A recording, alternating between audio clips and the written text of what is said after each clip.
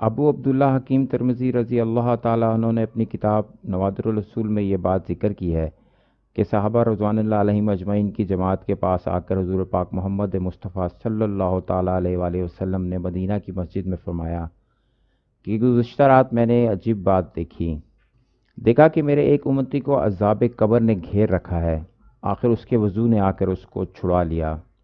میں نے ایک امتی کو دیکھا کہ شیطان اسے وحشی بنائے ہوئے ہے، لیکن ذکر اللہ نے آ کر اسے خلاصی دلوائی۔ ایک امتی کو دیکھا کہ عذاب کے فرشتوں نے اسے گھیر رکھا ہے، اس کی نماز نے آ کر اس کی جان بچائی۔ ایک امتی کو دیکھا کہ پیاس کے مارے ہلاک ہو رہا ہے، جب حوض پر جاتا ہے دھکے لگتے ہیں، اس کا روزہ آیا اور اس نے اسے پانی پلایا اور آسودہ کیا۔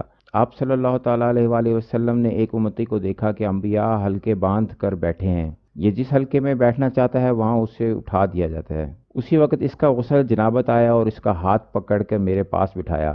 ایک امتی کو دیکھا کہ چاروں طرف سے اسے اندھیرا گھیرے ہوئے ہے اور اوپر نیچے سے بھی وہ اسی میں گھرا ہوا ہے کہ اس کا حج آیا اور عمرہ آیا اور اسے اس اندھیرے میں سے نکال کر نور میں پہنچا دیا۔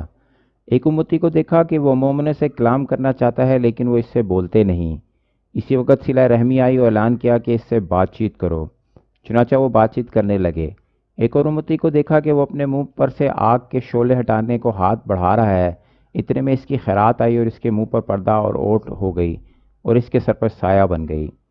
اپنے ایک امتی کو دیکھا کہ عذاب کے فرشتوں نے اسے ہر طرف سے قید کر لیا ہے، لیکن اس کا نیکی کا حکم اور برائی سے منع کرنا آیا اور اس کے ہاتھوں سے اسے چھڑا کر رحمت کے فرشتوں سے ملا دیا۔ اپنے ایک امتی کو دیکھا کہ گھٹنوں کے بل گرا ہوا ہے اور اللہ تعالیٰ اور اس کے درمیان حجاب ہے، اور اس کے اچھے اخلاق آئے اور اس کا ہاتھ پکڑ کر اللہ تعالیٰ کے پاس پہنچائے۔ اپنے ایک امتی کو دیکھا کہ اس کا نامہ اعمال اس کے بائیں ہاتھ کی طرف آ رہا ہے، لیکن اس کے خوف خدا نے آ کر اسے اس کے سامنے کر دیا۔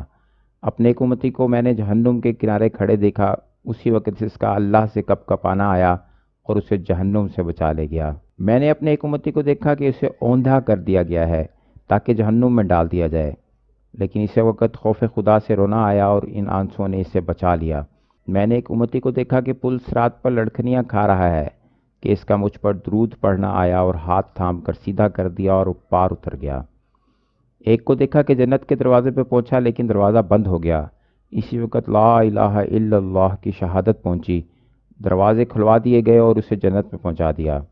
قرطبی رحمۃ اللہ تعالیٰ علیہ اس حدیث کو ذکر فرماتے ہیں کہ یہ حدیث بہت بڑی ہے اور ان میں ان مخصوص اعمال کا ذکر ہے جو مخصوص مصیبتوں سے نجات دلواتے ہیں۔ تفسیر ابن کثیر جلد 3 صفحہ نمبر 71 اور 72۔